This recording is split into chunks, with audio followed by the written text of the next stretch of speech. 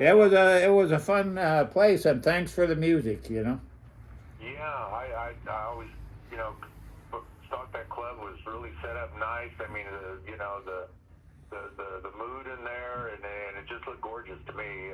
It was kind of my entry into playing in clubs, with Tom and everything. And I'll always remember the Odyssey Room, that's for sure. Yeah. Well, it was a work in progress, and I had a lot of help from a lot of people, especially bands and people like Tom and Bill Quarry, and Yeah. lots of and Mike. He was around there for a while, and I forget.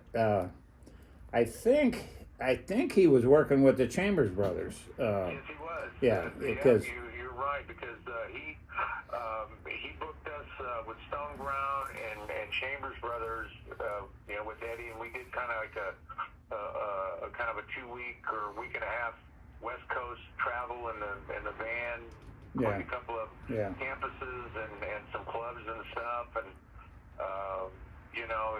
and I think also maybe Canned Heat, but there was other bands that I'd had all those bands at the Newport Pop Festival, which is my entry into the rock promotion business there at the Orange County Fairgrounds in '68.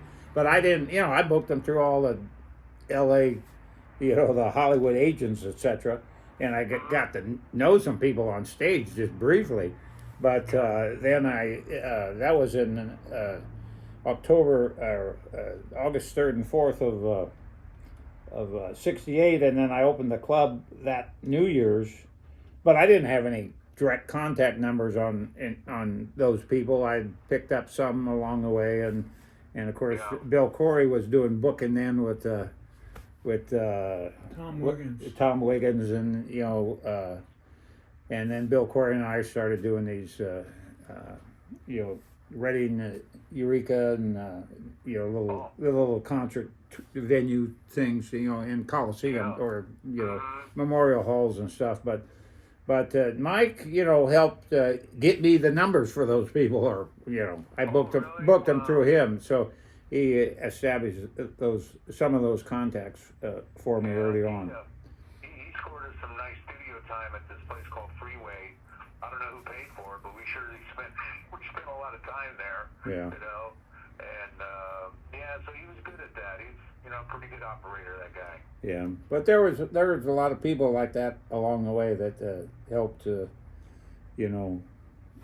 move the club along. And of course, construction wise in there, it was always a work in progress. We started out with about 300 capacity, I guess, and at the end we had over 700 bar stools in the place. Wow. Bar stools, because I went to, you might remember, I went to those conversation bars and oak pub tables, to put everybody, I got away from the chairs and tables, and got everybody up on bar stools. And I was talking to Steve. I've talked to Steve about that a lot, and the psychology of that is it's because we were a boy meet girl operation is what we were, Yes. and if you approach a lady who's sitting down at a table, and you're standing and you're talking down to her, it's just not as comfortable to approach someone for either party. And if you're rejected, people see you go over there, and then people see you leave.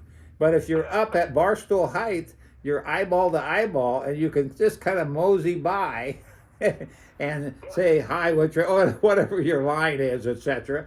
And if you get rejected, it's not as obvious, and it just puts you on an equal play, and it's more, So that's why I went to at the time at the end there, I had 700 something bar stools, and maybe only 100 chairs.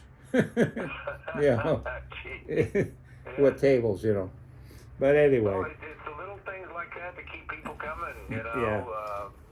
It's kind of a subliminal thing.